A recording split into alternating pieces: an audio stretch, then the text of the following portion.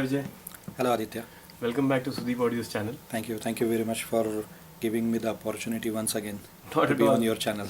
Not at all. In fact, we are so happy to have you back, and you are touching upon a very important subject with us today regarding how to make a life of an engineer easy or Easier. better, and how should one music producer or programmer send his or her tracks to you or any other engineer for that matter to make it a very smooth and enjoyable process. Right.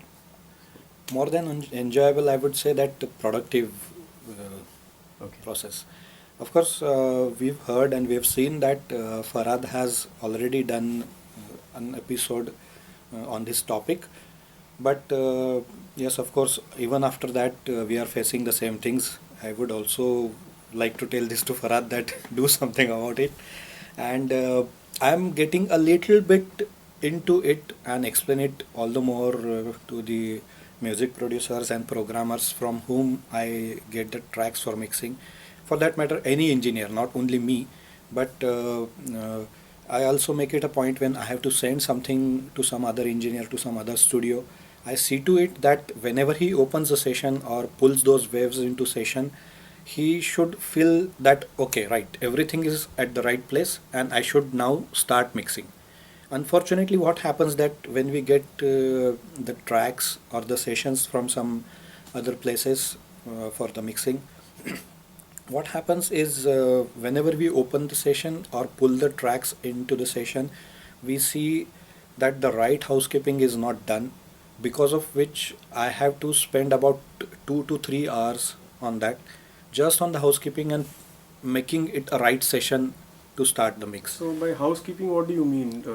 Names of the It's tracks or maybe I think it's the right word, housekeeping, because it relates to so many things where labeling of the track, which is a biggest issue Farhad also has mentioned yes. and addressed. Labeling the right track and using the right name for the instrument or for that particular track. Also, the way how you type the name of the track or that particular instrument on that track, so that what happens that on the track name you can see probably some 10 characters, and if your name has more means if the name is longer than that, if I have to call it Aditya main vocal left, then it's too big for that track to take that information. So there is a proper way to write it so that even after that thing is condensed and compressed, you can still make out that what that track has to say. Basically the wave files, correct? uh, The Not not the wave music. file, I'm saying just the name which comes appears on the left hand side of the track, Okay. where while you're mixing you go, and if you ask me to reduce your voice, I will quickly go to Aditya track and reduce that. So for that you have to understand what is written on that track. It starts right from that. So so naming your track, having the right information on the tracks, considering that there are softwares which have the track count limitation. People just go on increasing the tracks because only reason they have no track limitation in their software. So just play one triangle hit on a track, and just that track is going empty throughout the session. So all these things I'm trying to include in this thing, Okay. so that every engineer who gets the tracks from another engineer or from another studio, which will make the process convenient, and ultimately the product will come out better. Because whenever I open a session for mixing, I am sitting with a temperament where okay, right, I'm doing a mix now. So before that, if I have to spend 2 hours in arranging the session and make it a right session to mix, then I'm wasting and utilizing lots of energy and time in that, where after that entire process I have already lost my Patience. patience and thirst to make a song a mix. Right. So that is the reason I'm again coming on this issue and trying to visit some things and explain people something about it. Sure. So can we take a look with an example that you can show us? Yeah, actually, fortunately, recently I just encountered this situation and I faced this thing where I pulled the tracks into the session having about 50 characters on one track name, which reads dash dash 200 dash dash audio dash audio .bib. That's the extension bounce in place. Okay. So also with this BIP thing, it reminds me that avoid selecting the entire range of the session and exporting it at once. That is the bounce in place. That really creates so many problems for you and for us also. Ultimately, it affects the quality. So I will quickly show you. One session has the potential to explain the whole issue. Okay. I have some sample for that. I will show it to you. Okay, this is a session where a little bit of correction has been already done, but I will show you and explain you the issues one by one. First of all, as I said, the name. If you see the name of this particular track, it reads dash dash 0022 dash audio dash audio 9 dash BIP dash 09. Ultimately, you don't know what it has in it. Even after the dash, instead of the audio, it would have been some voice or guitar or something you can still make out. But ultimately, what you have to do is go through all the tracks, listen to them, and see what it is exactly, and then label your track. Doing the same thing with about 100 tracks is really time taking. And you really lose your perspective of mix or patience of mixing the song also. So ideally what you should do is when you are exporting a session or the waves for mix, you should write whatever that track is. As I said, also there is a fashion of naming a track in capital. That really does not work. Probably that might look a little better to you, but that's not a right idea. If I write Aditya voice men left, if I write this long name and enter, what you see here on the track is Aditya VOI. What the software is doing, that it's simply selecting the earlier characters and naming that track like that. So you actually cannot make out what it is actually. Ideally what you should do is you should write what we have been taught in the school. Write first capital letter Aditya voice left. Now look at the track. What you see, even if it is condensed, the software smartly keeps all the capital letters in the track, whatever it is. Even if it is longer than that, if I say voice main left, you will still see all the capital letters are still there. So that ideally you should not name a track like that, but I'm just explaining you this feature. That's why I'm using that long name. It takes out all the vowels first. Then it says ADTY VCMNLF. You can still make out with this that it says Aditya voice main left. So these are the small tricks and tips you can use while working, so that it makes the life easier for everybody. And this thing was told and taught to me by the great Dronacharya, Guru Dronacharya, Mr. H. Sridhar. He had explained this thing to me. But that's why I'm trying to explain it to more people so that you can use this thing. And one more thing on the same track, if you see Aditya, what he has done is probably he had a stereo track like this, which he panned to extreme left and the other track to extreme right and exported that track. So the result is I am having a stereo track here, left channel and the right channel, but ultimately there is some information on the right channel only on the Pro Tools stereo track, and the other stereo track has the information on the right channel only. So ultimately what is happening, I am using 4 voices here of my software. this could definitely have been the purpose would have served in one stereo track only, having the region on left and the right. One stereo track can work, but ultimately he has used two stereo track, out of which only two channels are being used.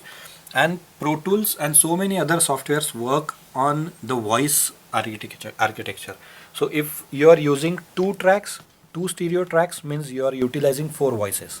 So you are using two stereo tracks, but ultimately you are using two voices only, and two voices are going for west.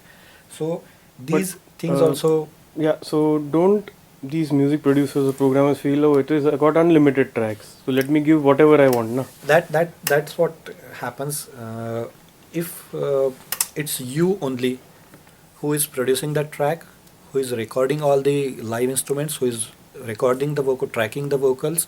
You only are mixing the track, and a stereo track will go out for mastering, or probably you will only do the mastering by having one limiter on the master bus. That is still fine. If you are doing that, you can say that I have hundreds of tracks and I don't have any track limitation, so I will just go on doing that. But knowing that this song has to go to some other engineer for mixing, it becomes your duty, it becomes my duty. Even if I do that, I always see to it that if it is going out, it should be convenient. Considering all these things, you are an engineer, you know the limitations and the specifications of all the softwares, all the DAWs, so that you should keep all these things in mind and do this in the interest of the product, which you are also equally responsible for the quality and for that entire product, the outcome, which is a stereo track which is going out to the consumers. Ultimate thing is that. So all these things are part of it, and you should definitely take care of these things. So it's not the right thing to say that okay, I'm using a DAW which has no track limitation, so I will just go on, play one piano chord on one track, and that's all for next piano chord. Especially what we see is you're playing pads. You're giving one stereo track labeled as intro pads. So what you have in that entire track, one full 6 minute track, is one 8 bars pads only playing, which comes in intro. Then you have one more stereo track saying music one pads. You have one more stereo track saying antara pads. So if it is the same sound, what you can do is you can simply have, okay, you play on a different track, but you can simply drag and drop it on a one stereo track and make one pad stereo track, because you are unnecessarily wasting the resources. You are wasting the voices while you are exporting that unnecessarily. What you are doing is you are consolidating that 6 minute length and it's making some 50 MB file. So it's pointless to do that. I am sure it does not charge you anything, but it's pointless. Means it's pulling your efforts, your energy, your time, as well as some other engineers' time and energy also, and But efforts also. maybe the music producer wants you to understand that or send a message by doing this, that intro level should be high, music one make it a little low, so that I'm maybe in a way helping you. Right, but then also what I say that if that is the idea, what you can do is you can have them on the same track, and at the time of programming or bouncing, you can reduce the level there. Because if you are so confident about that track, that particular patch being louder in the intro and softer in the music one, you can definitely commit to that and send me the track like that. Because in any case, all those patches are playing at the same level. Then I will use my perspective and my ear to decide that okay, it should go down here.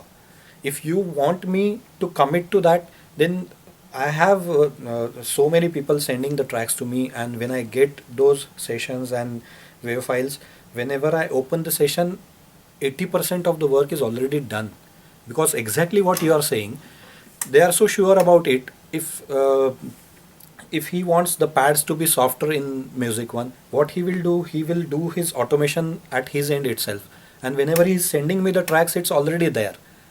So even with that, I get the idea, okay, he wants the pads to go down here a little bit, something else has to come on this.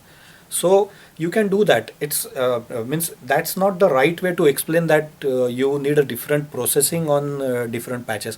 And I'm sure that's not the idea behind sending that separately. It's just that I created the intro, I played all those things, then I went on the music one. So not necessarily I will go back to that pad track. I will create new pad track, play there, and export. And you export the entire range which causes in this thing, and this panning left and right thing also. So if you don't mind, I can mention few names like Sandy, Jackie, Tubby. These people, when they send us the tracks, those are so like well organized and there that we really have to do any kind of, if I'm calling it housekeeping, I really don't have to spend any time. I just have to open the session. At the most what I have to do is, because all the engineers have their different fashion of working, that the arrangement of the tracks, I mean like the kick is on the top, Okay. then is the snare, then is the hi-hats, all that arrangement can change, and only that much we have to do, and then we can Correct. just go and mix track and it's ready. Right. Any other points that come to your mind from this session we have? Anything that you see in this session that programmers can avoid? I explained you this name thing. Yes. That thing is done. This stereo hard panning Yes. is Left and done right. because of that. It's using more voices. Yes. Then again, exactly what I said, that this is the same same patch which is playing in here and here also. So what he could have simply done that, pull this region here and this region here. The entire track doesn't have anything else in that. So you're wasting 2 stereo tracks for that. This thing can be saved. The name thing is done. Also one thing, when you record the voices, what you do is you record one single line here, then you change the track and record the voice here. I don't think that's the right way. Well, that's a retake maybe, or take two. Or No, the a thing is better that take. understand one thing, that it's one singer singing, it's one character singing.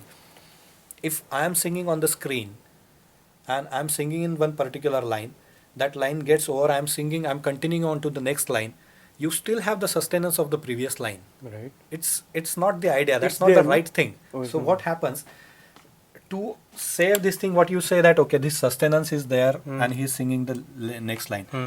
What we used to do on the 2-inch tracks on the tape while we were working on the analog, we run it from here, we ask the singer to follow from here and then drop in here, punch in here, Punch in. and then it continues from there. On the That's same the track? right idea, on On the the same track. Why do you have to have a second track for that? You don't have to, because it's just one single singer who is singing the same thing. So definitely the singers are so much cooperative and they understand that. You just have to tell them that please continue from the previous line. I will drop in one word before the actual line we want to punch, and you can continue like that. That sounds better also, and you really avoid this mess of the multiple tracks in that case. This is also one major issue I wanted to address.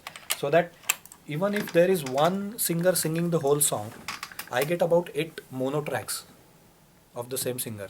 Some places he is overlapping, even some places he is not overlapping, you are just changing and doing the line on the next track. So that's not the right way of doing it. I'm saying it's not wrong, there is no thumb rule. But the thing is that we are talking about the better productivity and the better way of and the flow of working. Efficiency That's goes up. efficiency of the working, and that's ultimately it zeroes down onto your product, which you get the right thing out. Right. So Vijay, with a bit of my jerky camera movements, you showed us a lot of important things that all the music producers and programmers should take care of. I'm sure there's a lot more, Yeah, of which course. we'll keep covering in different parts. Yeah, definitely. But tell me something. All this housekeeping work that you call is also time that, like you said, 2 to 3 hours are kind of Right. gone in that. Right. So the client also gets billed on that, right? Yeah, So- definitely. If you're paying per hour charges of my studio, then it will be a big thing for that 2-3 hours in which I'm not doing anything and just doing the housekeeping and cleaning of the session. Correct. So once you're done with all this, hopefully you will start getting a better I hope so. session. and so will other engineers. How is it that you, in your case, arrange your session and then start work? Uh, there are different styles and fashions of the engineers arranging their sessions. Particularly, what I do is I start from the rhythm, where my ideal arrangement of my tracks in my session will be I will have the kick first, then the snares, then the hi-hats and the crashes and cymbals and toms. So I cover the entire drums first, because so many times when we track the drums for some particular song, that comes the first, and that entire drum, why I don't separate the hi-hats and cymbals of that, because when we record the drums live, these are the things which are recorded together. So your snare track also will have your hi-hats and cymbals and all that. So we see to it that we keep all these things together, and then the other percussions and rhythm will come. So after the drums, I will probably have some mid percussions like congas and bongos and all that, and then I will have the entire Indian rhythm section where tabla, dholak, dhol and everything will come. After that I will have all the high percussions together. It becomes handy also when you make the premixes for your film premix, for the theater mixes which you send. So after the high percussions, I will have the bass to conclude the entire rhythm section. After that, the Spanish guitar, the nylon string, the pads, the EPs, all the comps, synths, arpeggios, and all that we would have. Then I arrange normally all the solos, like if there are any solo sax or guitar or some Indian solos are happening, harmonium or whatever. After the solos, I usually have the strings and brass section, and after that the chorus, and finally the main vocals. Even if the main vocals are singing some harmonies or some DTs or that, after the chorus that I will have, and ultimately I will have the main vocals at the bottom of the session.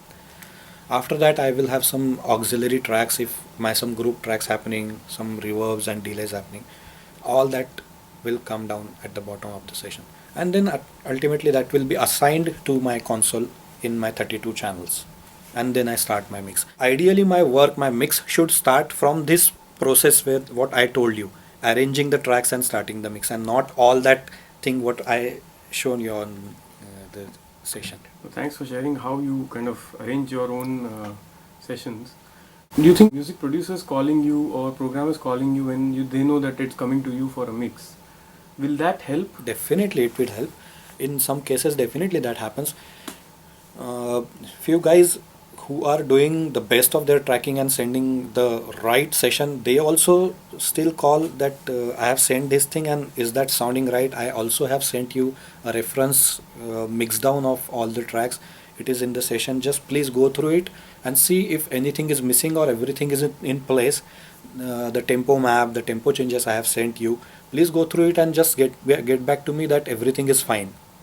So that thing happens, and it's really required, it's needed, and I'm happy about some people who do that.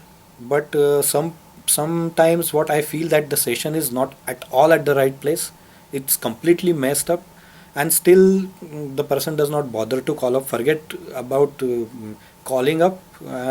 Even if I call him, either he does not pick up or he doesn't have the right explanation, or probably okay शायद मैंने ये गाना 6 महीने पहले किया था तो अभी मेरे को कुछ याद नहीं आ रहा है. That thing also you get to hear. Even if you sometimes the tempo is not mentioned, of course we can definitely click and check what the tempo is, but sometimes the sessions have weird tempo changes in that, so they don't have the right note of tempo changes. So for this communication is really required, and this has to happen. It will definitely make the rapport between the engineers better also. Great. Vijay, thank you very much for all the information that you shared on It's my pleasure. session management. It's for probably some it's a selfish effort. No, but sometimes it's good to be selfish. Yeah. And thanks once again, and we'll catch you with something else very soon. Thank you very much, Aditya. Bye. Thank you.